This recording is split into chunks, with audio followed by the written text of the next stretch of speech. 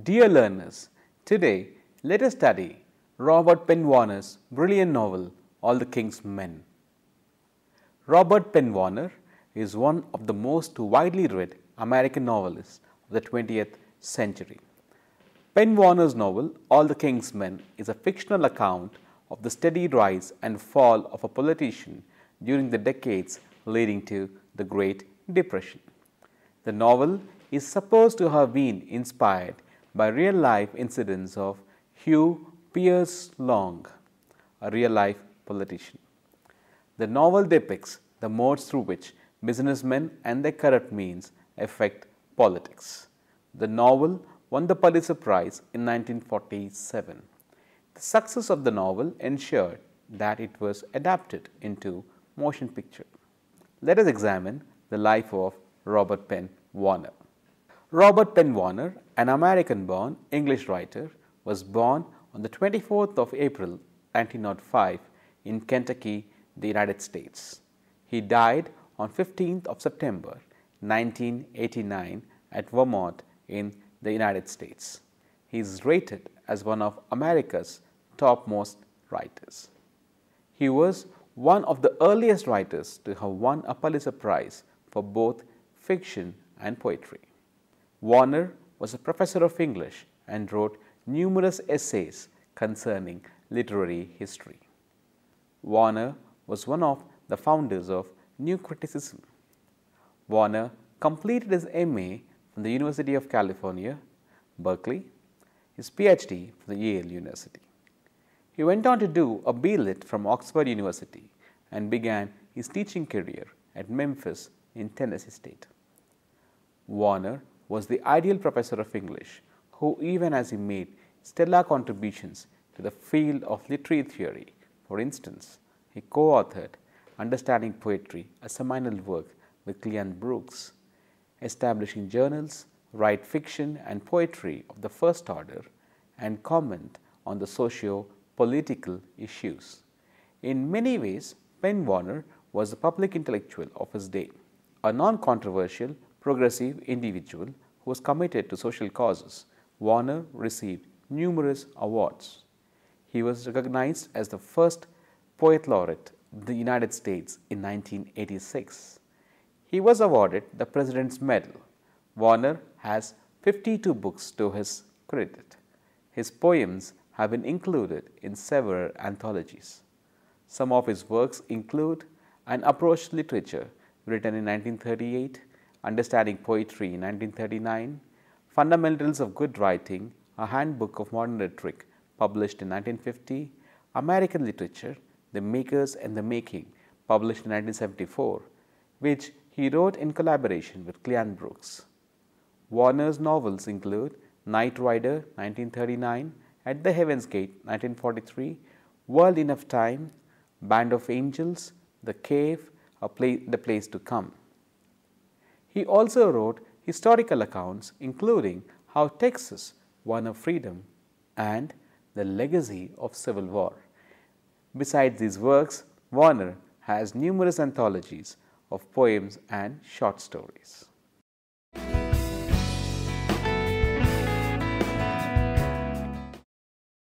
The novel All the King's Men is a large one and is divided into 10 chapters.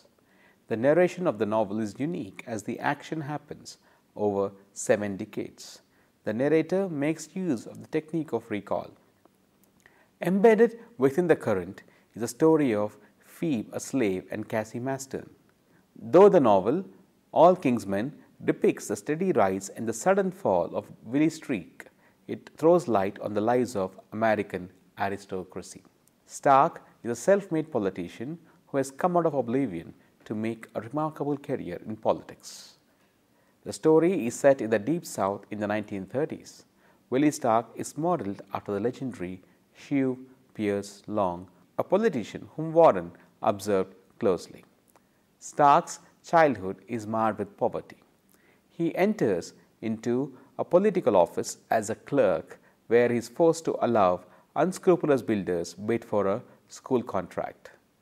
Stark refuses to submit to corrupt orders and hence is defeated in the next election. Stark is an idealist young man and begins to study law. When the new school building collapses, Stark attends the funeral of the children. He becomes hero overnight for his courage and conviction. Stark is used by competing political factions to undermine the other. When Willie realizes that he is being used as a pawn in a bigger game, he reveals the arrangement to the public. His revelation makes him a bigger hero. In the subsequent election, Stark becomes the governor of his state.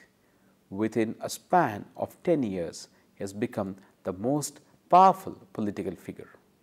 He has shunned his convictions and ethics, and instead he embraces the ills which are a part of the political system. He blackmails and bullies his opponents into submission. However, Stark also embraces a series of liberal reforms which are quite radical in nature. He begins to tax the rich and provides comfort to the state's poor farmers. Willie has made powerful enemies, including Sam McMurphy. Lucy, who is Willie's wife, is unhappy with the change and has left him. She has not divorced him yet. Willie has embarked on numerous sexual liaisons. Willie is surrounded by Jack Burton, a researcher, a bodyguard, Sugar Boy, and an assistant, Tiny Duffy. All the King's Men also reveals the story of Jack, a historian who has shunned the comforts of aristocracy. Jack becomes Willie Stark's right-hand man. Willie uses Jack's talent to dig up the unpleasant secrets of his enemies. Willie uses these secrets to blackmail his opponents. Jack is cynical, lacks drive, and has left behind his relations, his first wife, his childhood love, Anna Stanton, and incomplete dissertation behind. Willie forces Jack to dig out the secrets of Judge Irwin. Irwin is a father figure to Jack, and later it is revealed he is actually his biological father. Jack discovers that the Judge Irwin accepted a bribe in the past. He understands that Governor Stanton covered the scam. The revelation leads to Judge Irwin committing suicide. Adam Stanton, and the surgeon's son of the Governor Stanton, is stunned by the revelation and agrees to accept the position of the director of a new hospital which Willie is building for the poor. The governor's daughter, Anna Stanton, struck by the revelation, begins to see Willie in a new light and has an affair with him. When Adam learns of the affair, he murders Willie in a rage, and Jack leaves politics forever.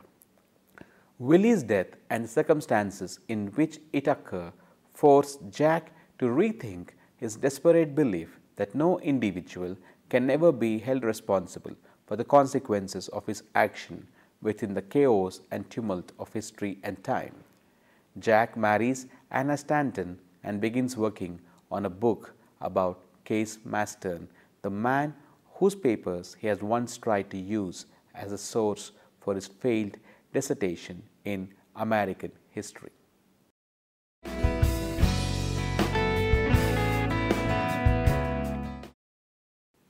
During his stay in Italy in 1930s, Warren wrote a verse drama called Proud Flesh, which dealt with themes of political power and moral corruption.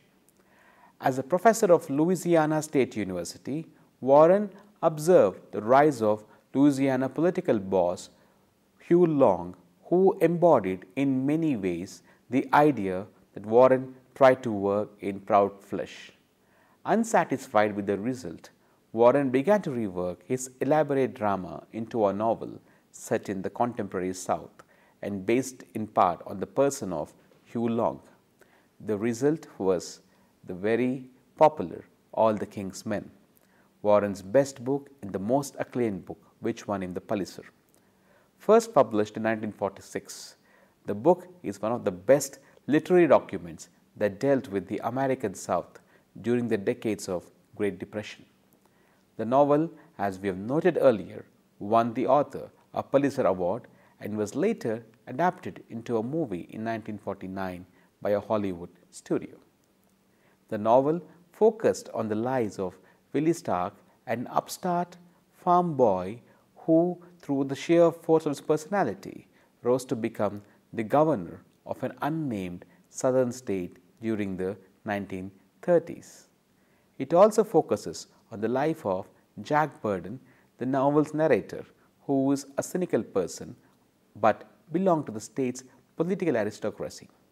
He uses his abilities as a historical researcher to help Willie blackmail and control his enemies. The novel deals with the large question of the responsibility individuals bear for their actions within the turmoil of history. It is perhaps appropriate that the impetus of the novel comes from real historical incidents. Jack Burden is entirely a creation of Robert Penn Warren, but there are a great deal of similarities between Stark and Long, who served as the governor and senator from 1928 in the state of Louisiana till his death in 1935. Like Long, Stark came from an uneducated family, and he passed the bar examination and rose on the strength of his populism amongst the rural poor. And like Long, Willie is assassinated at the peak of his political power by a doctor. Surprisingly, Long was murdered by Dr. Carl A. Weiss.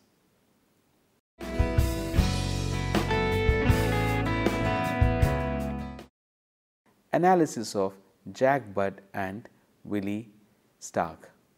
Jack Budd or Jack Burden is Willie Stark's political right-hand man and the narrator of the novel, and in many ways its chief protagonist.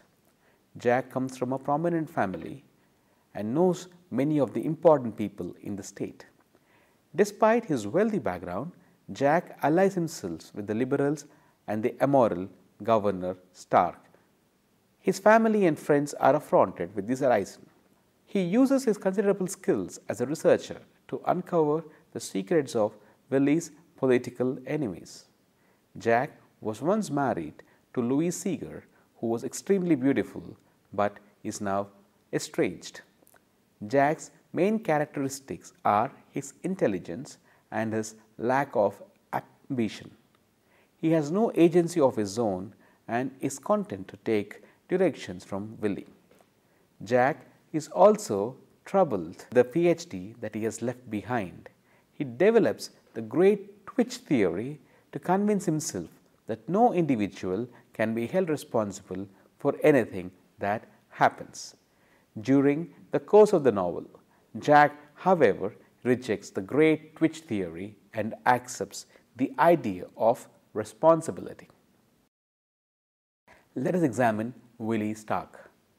Willie is Jack Burden's boss who rises from poverty to assume the power of the governor. He is the state's most powerful political figure. He takes control of the state through a combination of populist political reforms and guile. While Jack is intelligent and inactive, Willie is essentially all motive, power and direction. The extent of his moral philosophy is his belief that everyone and everything is bad and that moral action involves making goodness out of a bad situation. Willie is married to Lucy Stark, with whom he has a son, Thomas Stark. But his family is a failure. Lucy Stark is clearly unhappy with this change in his ethics and is ready to divorce him. Thomas has ended up being an alcoholic, arrogant, womanizing teenager. Willie's voracious sexual appetite leads him into a number of affairs, including one with Sadie Burke and with Anna Stanton. Willie is murdered towards the end by Adam Stanton.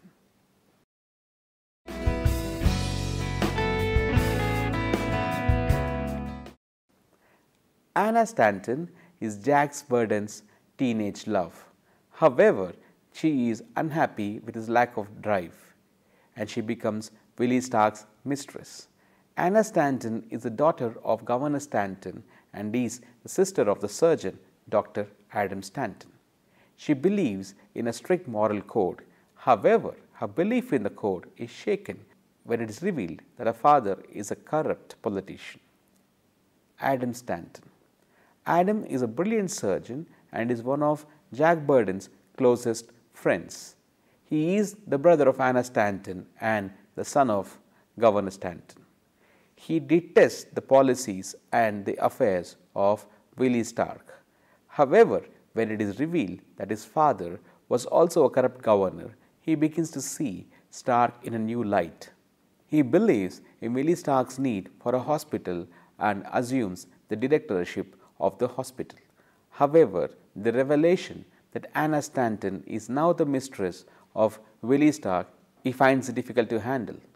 He, towards the end of the novel, shoots Willie Stark dead. Judge Owen. He is a prominent citizen of Burden Landing and a former state attorney general. He is also a good friend of Governor Stanton and the scholarly attorney, and is a father figure to Jack. When Judge Owen supports one of Willie's political enemies in a Senate election, Willie orders Jack to find dirt on the judge. Jack finds out that the judge is corrupt and has accepted a bribe in the past. When confronted with the revelation, the Judge Owen commits suicide. Towards the end of the novel, we realize that he is indeed the biological father of Jack. Sadie Burke. Sadie Burke is William's secretary and also his mistress. She has been with Willie from the beginning and believes that Willie Stark's rise to prominence is due to her. Despite the fact that Willie is married, she becomes extremely jealous of his relationships with other women. She has passionate fights with Willie. Sadie is tough, cynical, and extremely vulnerable.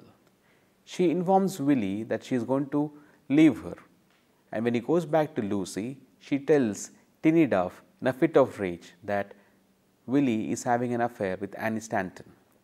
Tiny tells Adam Stanton, who assassinates Willie. Believing herself to be responsible for Willie's death, she checks into a sanitarium. Tiny Duffy is the lieutenant governor of the state when Willie is assassinated. He is fat and untrustworthy and swallows Willie's abuses and contempt for years. He secretly despises Willie and finally informs Adam Stanton that Willie is having an affair with his sister. When Adam is murdered, Tiny becomes the governor of the state. Lucy Stark. Lucy Stark is Willie Stark's long-suffering wife who is constantly disappointed with her husband.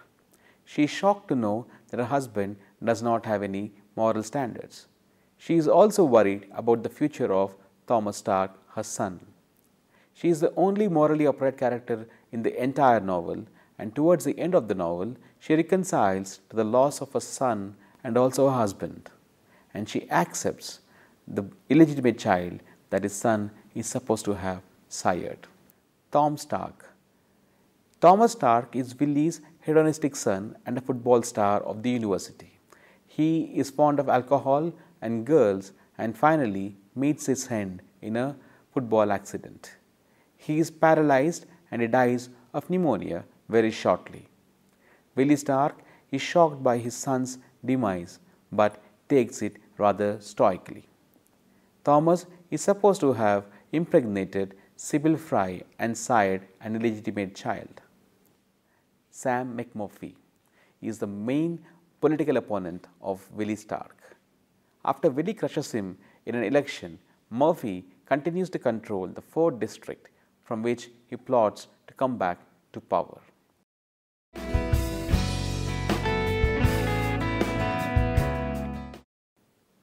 Sugarby O'Sheehan. He is Willie Stark's driver, a bodyguard and also an excellent shot. He follows Willie blindly. Jack's mother is noted as a famished, checked, beautiful woman from Arakansas. Her husband, who is a scholarly attorney, leaves her and she marries a succession of men, including the tycoon, the count, and the young executive.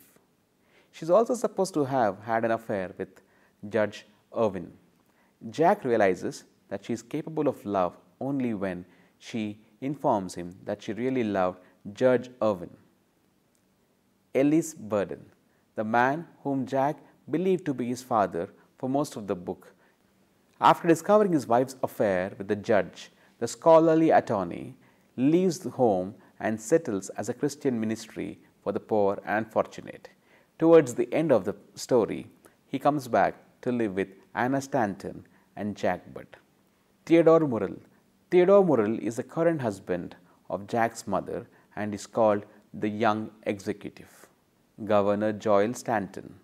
Adam and Anne's father, and he was the governor of the state when Judge Irwin was the attorney general. He protects the corrupt judge after he takes a bribe to save his plantation. Hugh Miller.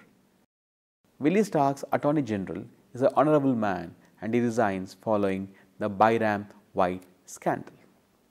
Joe Harrison is the governor of the state who set Willie up as a dummy candidate to split anti-McMurphy vote and thereby enables Willie's entrance on the political stage. When Willie learns of Joe Harrison's intentions, he withdraws from the race and campaigns for McMurphy and wins the elections. Mortimer Littlepaw is the man who preceded Judge Irwin as the counsel for the American Electric Power Company in the early 1900s. When Justice Irwin took Littlepaw's job as part of the bribe, Littlepaw confronted Governor Stanton about the judge's illegal activity.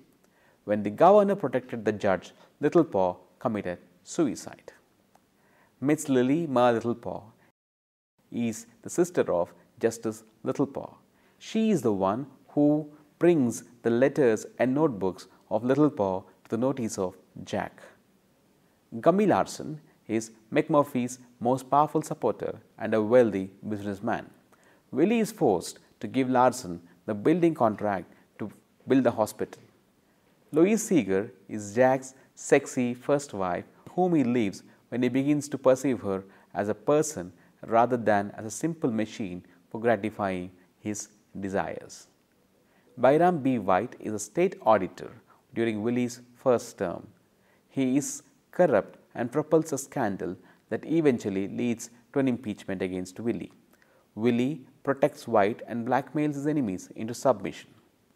Hubert Coffey, a slimy McMurphy employee who tries to bribe Adam Stanton into giving a hospital contract to Gummy Larson.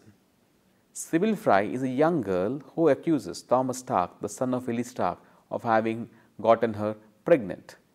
Tom alleges that Sybil has slept with so many men and the child could not possibly have been his. Marvin Fry. Marvin Fry is the father of Sybil Fry, the girl who accused Tom Stark of impregnating her.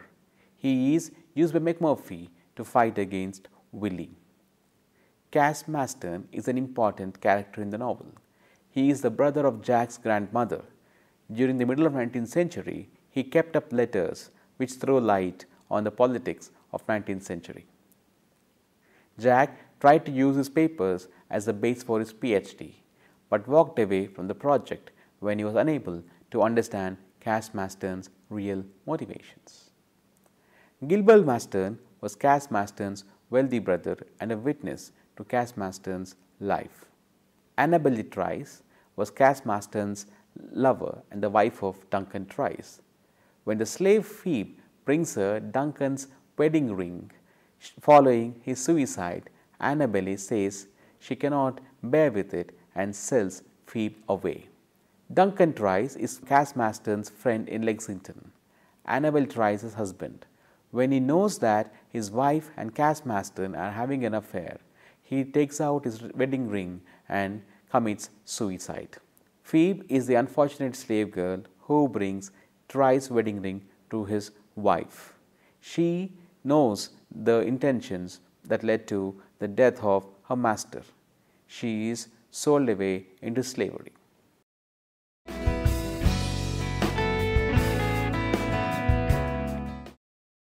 Warren discusses numerous themes in the novel. The novel ultimately throws light on the nature of American polity and society. It forecasts two strands of thought on the issues of ethics and propriety in public life. The first strand of thought which is exhibited by Swantons is a classical thought, that is, men should be good for the sake of being good. It is the idea of the aristocratic America. The second thought is that of Willie. Men are doomed to be bad and we should try to make the best out of the badness. Dear learners, I hope you enjoyed the lesson. I think now you would be inspired to read the original text. Thank you.